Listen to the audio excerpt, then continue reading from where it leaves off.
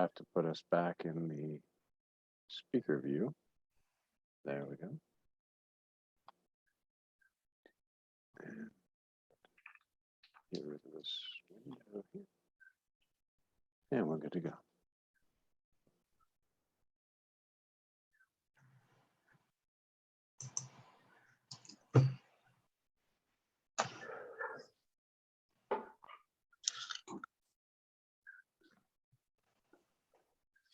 Next week, I will be in the Sessions by the Sea. So I will be in Ocean City on a little retreat and won't be here. So just to let everybody know. Enjoy. Yes. Supposed to be perfect weather, like 70s and just like 80s, mid 80s, but then mostly it's going to be very nice. Oh, wonderful. That's great. Yes. Beaches, the weather makes such a difference. Yes. Yeah, a couple of years ago, I went there and it was like 100 degrees every day, and it was painful. Even with the wind and, you know, the nice breeze from the ocean, you would just walk around and it would just stick to you. It was. Well, that's unusual that it's that hot. Yeah. So, Yeah, I'm going to the beach on the 11th.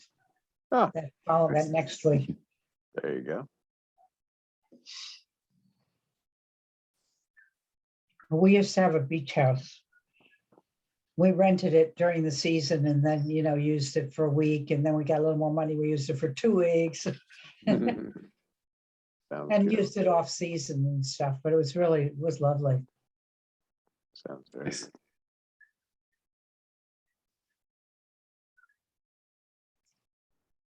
Yeah, I like the ocean very much. Oh, I do too.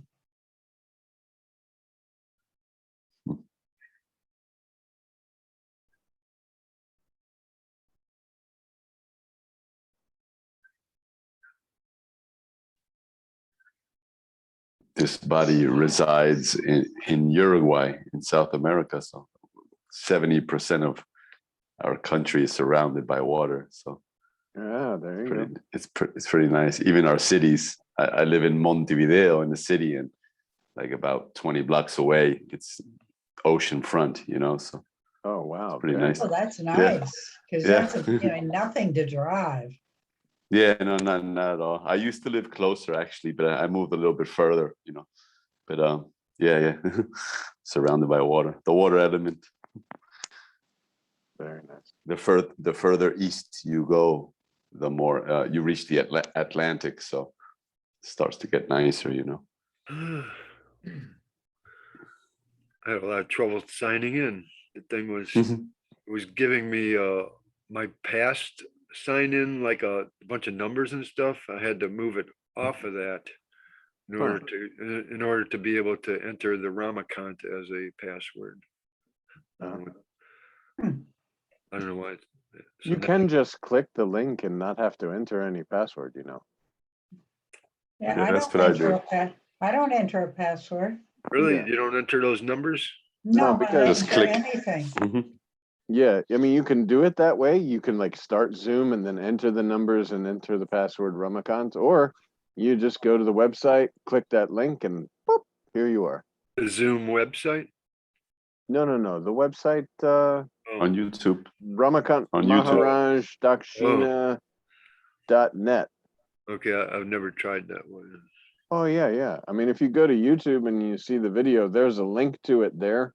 You click on that and you go to the website. Huh. It's the... Yeah. I guess that's the way normal people would do it. Oh, it's not just, I mean, it's here, I'll show you. I think I'm sharing screen now so everybody can see it. Yes. This is the website. This is where like the talks and everything are stored. And you just go here and click this link. Boom. This is also how you know whether that's we're what going I to do. have a talk or not. Yeah. And then these are the ones that are passed. This is the YouTube embed and so on and so forth. So that's not Zoom there? Zoom? No. Well, this is our I mean, not our website, but this is the website that I set up to do this whole Tuesday talk thing. Okay. So you go there. It is kind of a long URL, but I think you can get there also if you do spontaneousdevotion.net or spontaneousconviction.net. I think so. Let me try that. Spontaneousdevotion.net. Yep. So if you don't want to type in the whole Ramakant Maharaj Dakshina.net, you can do spontaneousdevotion.net. And you'll also get to the website. And you just scroll down, click on this, and that joins the meeting.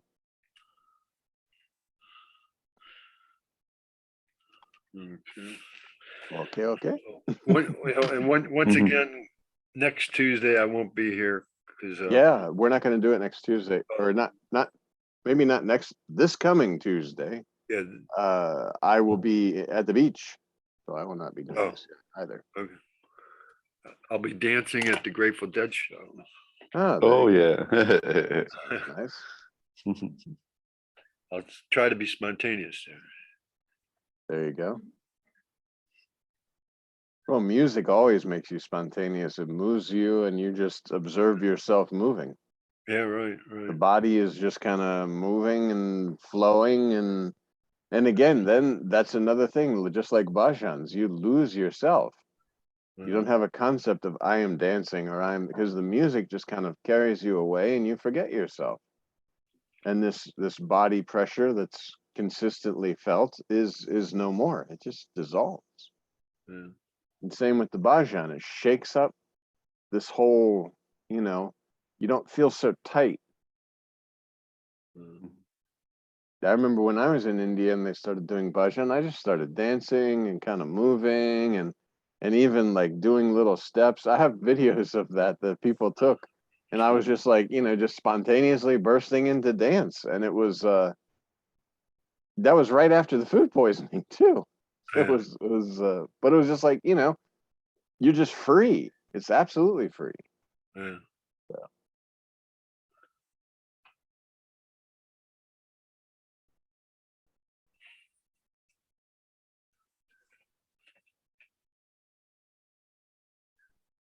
Actually, that was the name of a Mothers of Invention Frank Zappa album, one of his earliest albums, and it's called Absolutely Free. Yeah. And that particular album is one of the things that changed my life because he had a song in there about plastic people. It made me think about just people. Are they, whether they're genuine or not? It just kind of changed my life. Well, I mean, there's no genuine, no people, and that when you're dancing like that, like at the concert or whatever, and the music's moving you, you forget yourself. And the cool thing is, this, you've experienced this. All of us have experienced that being in the zone, so to speak. You forget yourself, and yet then you can still be here. So it's not like forgetting yourself. Suddenly you don't know what to do. Like, like we always talk about, like, okay, well, if I surrender to my selfless self and I just remain with myself, then what happens to my life? But there are moments where you forget yourself and nothing terrible happens. You don't like go and do crazy stuff. It's just, you don't have to keep remembering yourself all the time. You can just be with yourself without having to conceptualize this sense of self as something.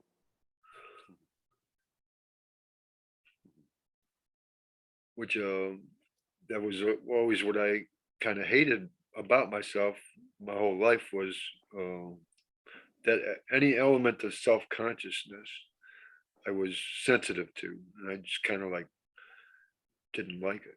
Because of identification with the body. Maharaj has said before, if somebody comes up and scolds you or tells you you're a very stupid person or whatever, well, to whom are they speaking? And where is this insult? If you're formless, we talked about this before, there's nothing to hang this insult on. It just goes by. Okay, whom are you speaking about? Because I'm not identified with anything that this label could stick to. Actually, everybody has that sense where, they don't really care what you say about them. Well, not caring is different because that's an intellectualization of what you're doing. You're saying, "Oh, I don't care. I mean, You can say what you want," but Yeah. not being formless is totally different. It's just like when people say they renounce things. If I sit there and I say, "You know what?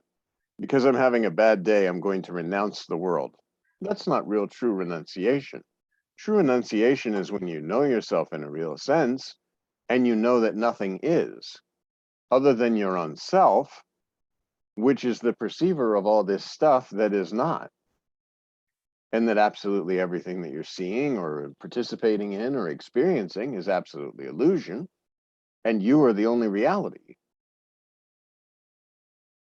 Then renunciation just happens automatically because why would the formlessness desire something? How could this desire even make sense?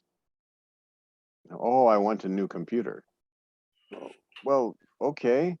Now, at the same time, there are other things where it's not so much a desire as something just comes up in the moment. Perhaps you do want another computer, but you don't sit there and mentate over it. The most it would be is I see this computer, I would like it, click, click, okay, I buy this computer because I want Zoom or whatever. But there's no mentation and there's no need for you to form a concept of you, to participate in some activity that's spontaneous action in the moment.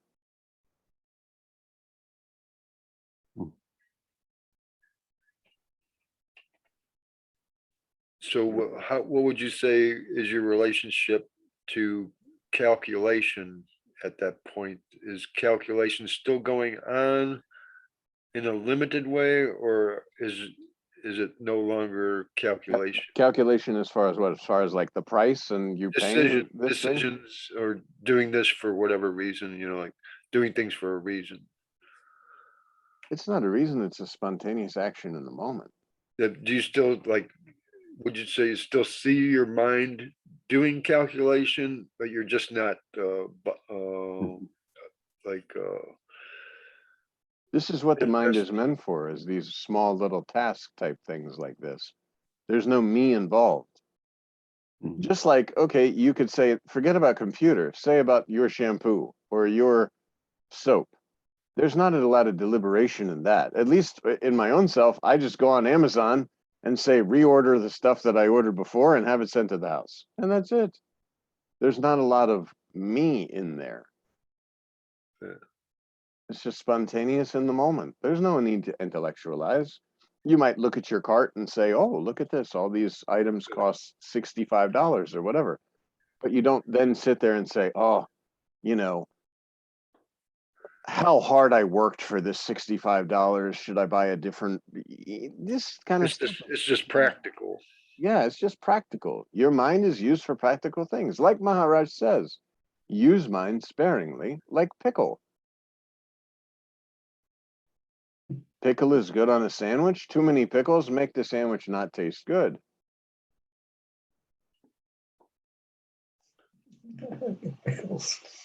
Yeah, use mind as and when required. Maharaj says that you use mind like a pickle.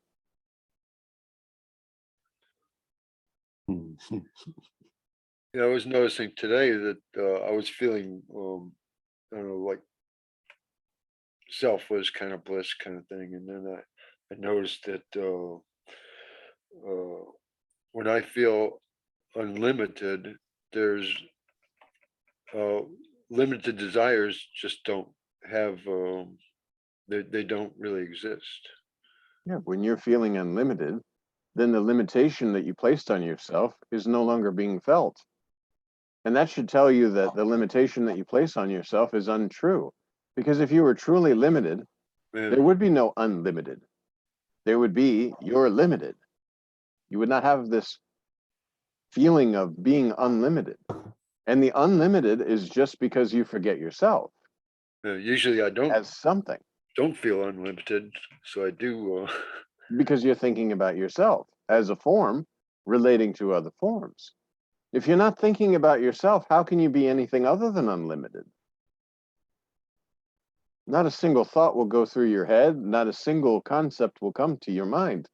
Because if you're not thinking about yourself, how can you not be limited? It's only when you think about yourself as, I am Keith, and I have these things I have to do, and this, and oh, I hope this happens in my life, and all. Now you're limiting yourself. The more you're thinking about yourself, the more you're limiting yourself. If you don't think about yourself, how can you be anything other than unlimited and formless? Because it's only your mind that sits there and tries to construct this, I am a form. By this concept, I am somebody else. When you're formless, your body doesn't go away. You're still formless. And I was noticing that any of those ideas that pop up are sort of forms, but they're also they're very passing and temporary, and so they're not real. Of course, because you're formless. So these thoughts and ideas have nowhere to land. You know, you can picture this as thoughts and ideas flowing through the space in the room. If the thoughts and ideas are about a person and you're not identified with the concept of being a person, how are these thoughts or ideas going to stick to you? How would you even be attracted to them?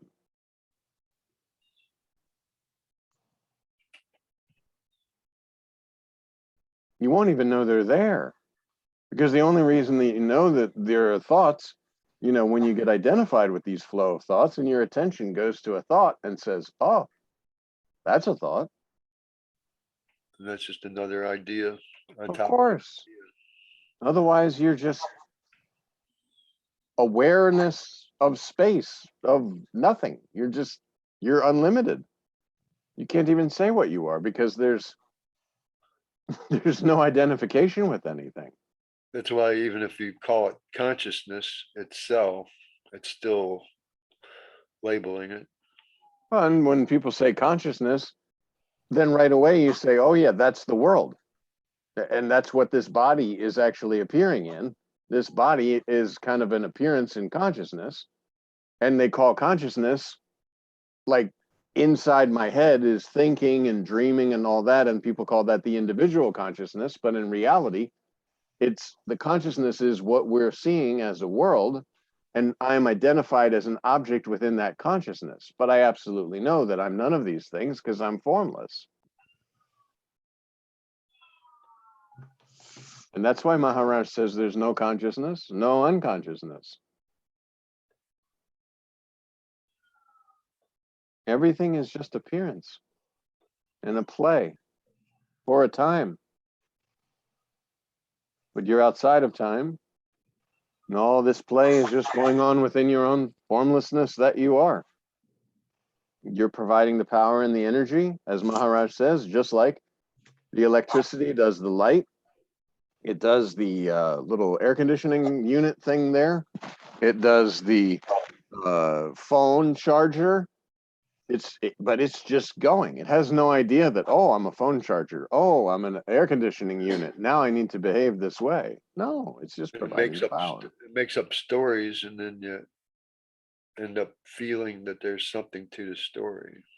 Only because of identification with a certain object that you call you, my actions, my house, my wife, my car, my job. But all of these are you.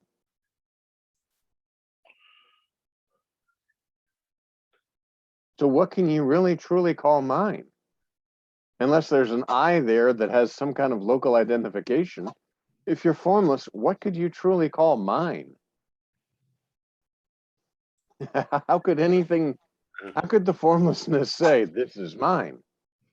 That's why you don't know what you're going to think next, I guess. Well, thinking, again, that's just a flow of thoughts. And you won't even know you're thinking when you remain with your selfless self. Because, again, the attention goes out to a thought and it says, oh, I'm thinking about this.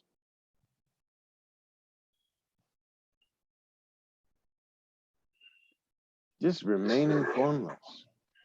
We've all heard the good news. You are not body. You were not body. You're not going to remain the body. Accept your selfless self. There's no God, no Brahman, no Paramatman, no master. Nothing is there. This sense of existence has appeared to that which existed that had no knowledge of existence. And along with the knowledge of existence came so much other things to know. And then the knower, the knowing, the knowledge, all these things came about. Prior to being this, none of this was. And that's how you remain. That's how you are right now. That's the truth. Everything else is just appearance.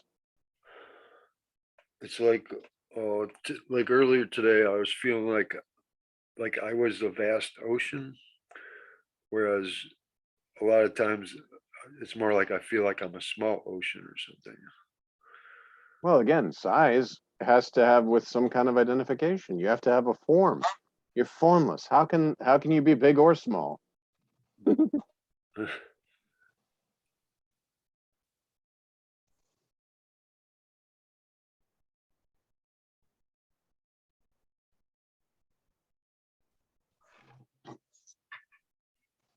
like Every there's not time you try to assign an attribute to yourself, just remember, oh, no, no, no. How? there's not different oceans and there's not different times. Well, there's appearance of all this stuff. Tonight you can have a dream and have a dream that you're rowing a boat in a lake, and then you get in a car and drive to the ocean. It's all just appearance. Take some sand out of your dream and bring it with you into the waking state.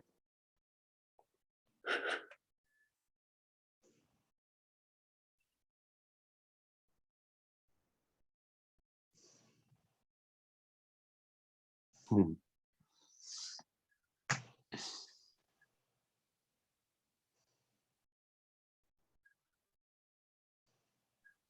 And yet, while you're in the dream, it appears very real. You'll swim and get wet. You might get cold, you might get hot, you might even get sunburned in your dream. But when you wake up, you know, oh, it's just a dream. It was appearance from the formlessness, because this body was laying down sleeping. The eyes, the physical eyes, weren't seeing anything in the dream.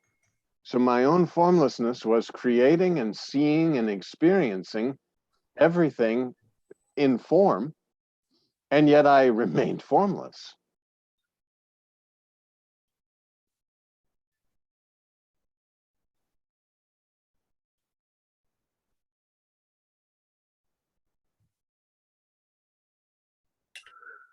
Would you say you're able to identify as being the formlessness? Who is there to identify? Again, that's an attribute. How do you identify formlessness? How do you identify nothing? Other than this something that you're seeing has appeared within that nothing. Just like, again, in the dream. You're laying down to sleep. There's nothing. Like, you're asleep. You're laying down, and the physical body is laying down to sleep.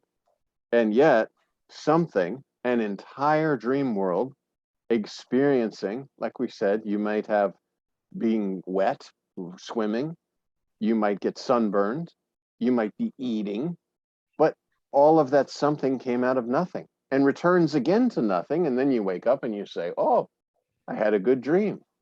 And yet you saw the dream, you participated in the dream, you had another body in the dream, and yet you know you're formless. All of this something came out of the nothing that you are. But the nothing is not the opposite of something, is it? The nothing is basically the background that's always there in which these things are appearing. Right, with the two, like, Without there being a background for things to appear, to whom would these things appear? You, the you that you are seeing these things appearing, an entire dream world, and participating in the dream world, but you're formless, taking form spontaneously, because like we said, we don't arrange our dream and say, I'm going to have a little lake house over here, that I'm going to have a nice lake and they're going to, let's put some people and some park benches. You don't do that. It's spontaneous. It comes from nothing and boom, here it is. And there you are within this. And you're moving around and it seems that everything is very real until you wake up. And when you know yourself in a real sense, you will see that all of this is the same as that dream. Because you're formless and all this form is appearing, and it appears that you have a form within this illusory existence. And only for a time. But when you know yourself in a real sense, then this won't matter.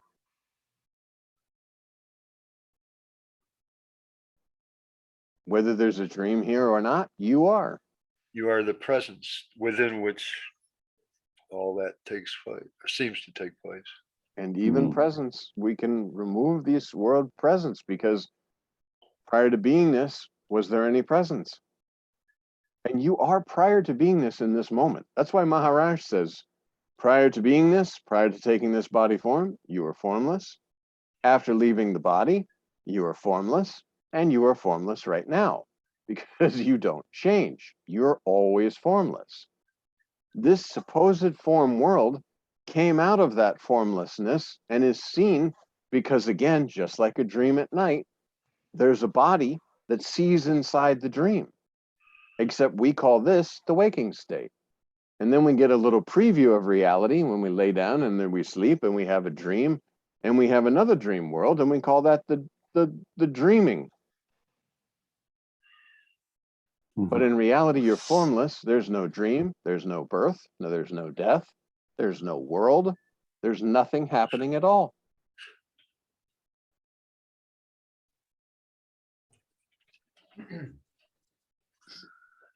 Yeah, I think a lot about that when I'm in the ice bath, looking at the ice slowly, gradually melt.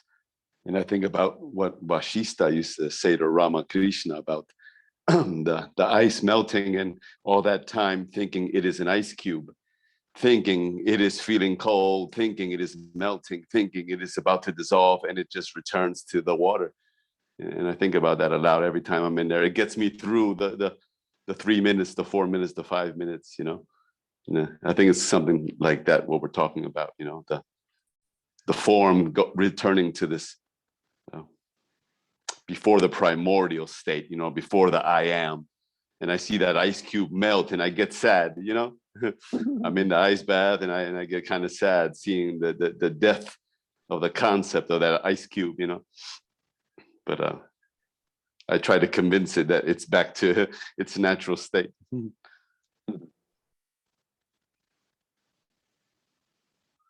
Oh.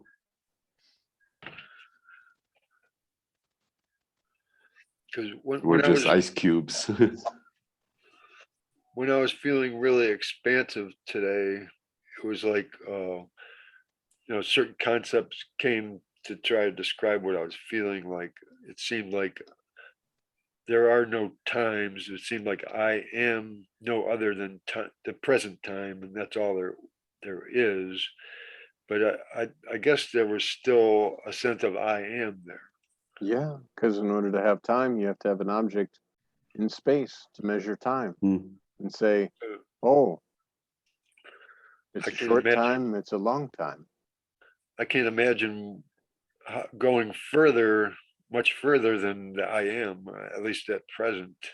Well, it's very simple. I am. How do you go further than the I am? Because you're seeing this I am.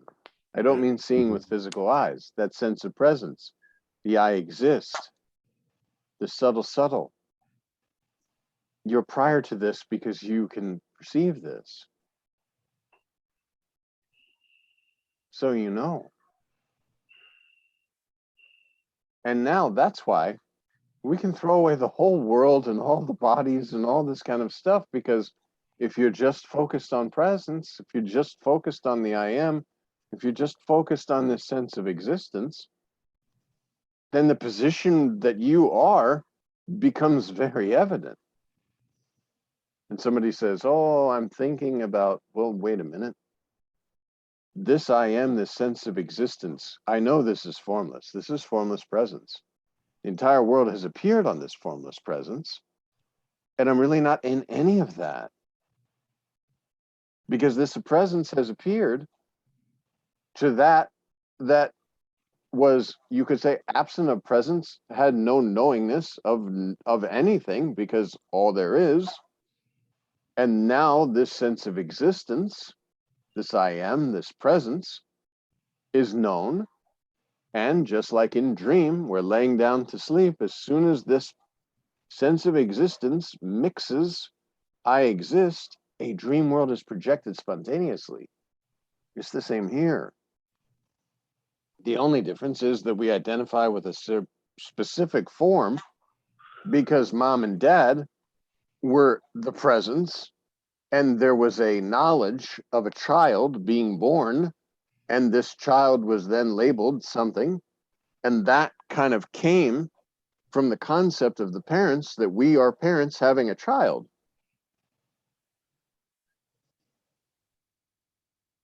And this formlessness that you are is told, you're this little baby, and you're labeled such and such. And it leaves the impression. Yeah, and then you start experiencing that's why Maharaj says it's all wrong files. You start experiencing everything from the perspective of being something around other things. And you get this subject-object relationship of, this is me, that's mom. This is me, this is a hat. This is me, this is a table. And all this labeling and everything comes about, and then all your memories, because the mind came along with the body. Prior to having a body, there was no mind. So you're sitting there and you're labeling things, and then remembering, oh, I bumped my head on the table. My head, because of identification with a body, bumped on a table because I'm a form that hit another form, and therefore the sensory experience was pain. And I wish not to do that again. So then the pain and pleasure principle begins to come into effect.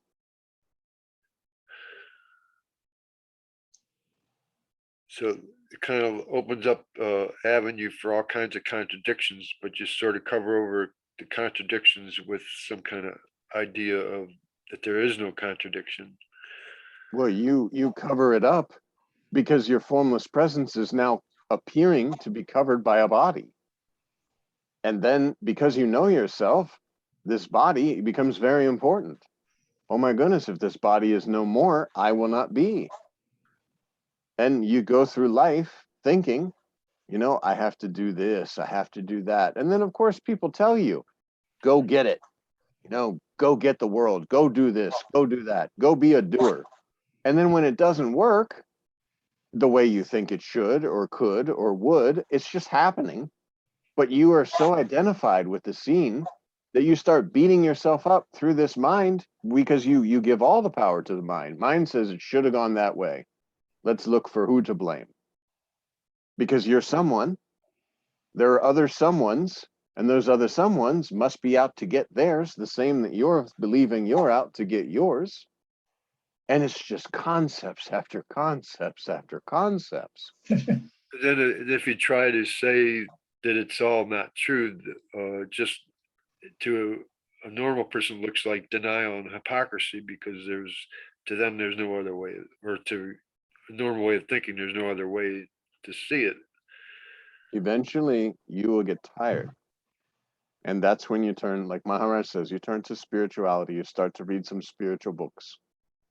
These books say various different things, but eventually you'll find a book that basically says that you're Brahman, you're Atman, you're Paramatman, you're God. So you'll come up with this concept.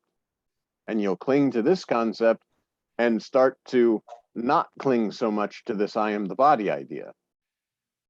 Then in that, you'll have this, quote, spiritual journey, which is another concept that you'll be creating, but you'll be basically imagining yourself on a journey to find yourself.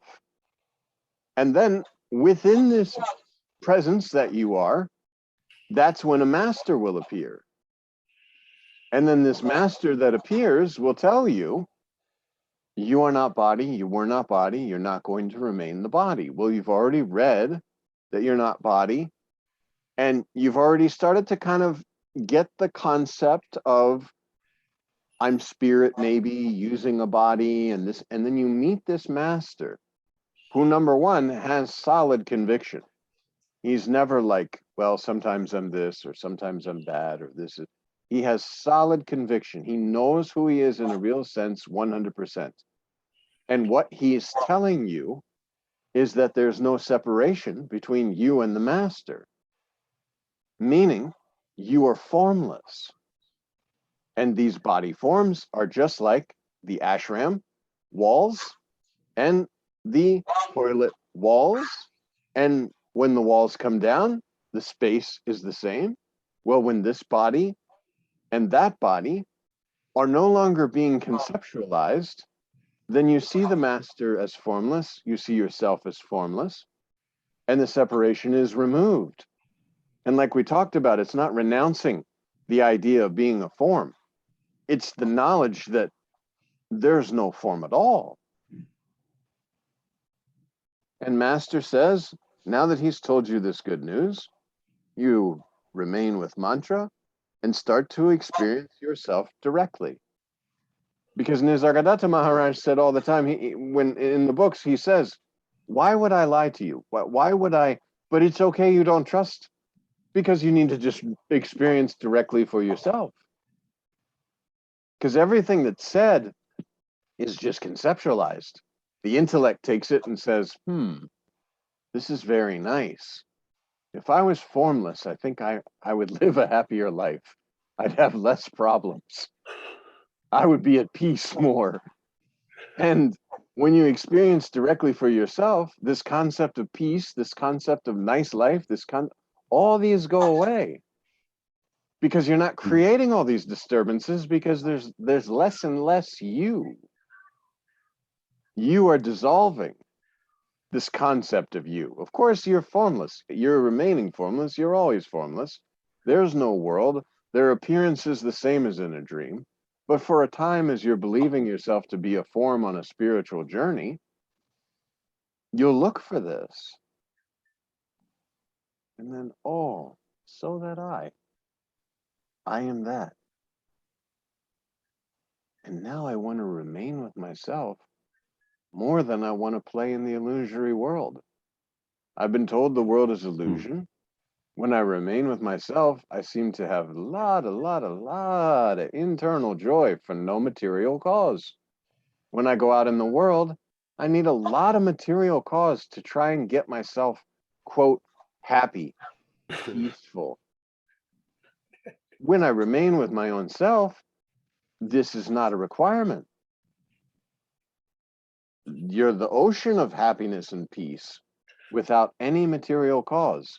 And see, that's the key, because material cause, as Maharaj says, is a painkiller. Momentarily, you're like, oh, this is nice. Just like you buy a new car, you sit in the car, oh, I love this car, it's so nice, and you wash it and you're very careful with it. And then after some time, it's not new anymore. So it's a pain generator. The happiness is gone. And then you start to see, oh, now I have these payments for all this time, and I can't get a new car for a while. And you see what I'm saying? Because you're looking for happiness in material, just like Maharaj says, money, sex, publicity, and I think that's it. But these are the material things that can make you happy temporarily. But your own self is the truth. It's not temporary. As a matter of fact, temporary is even kind of laughable because it's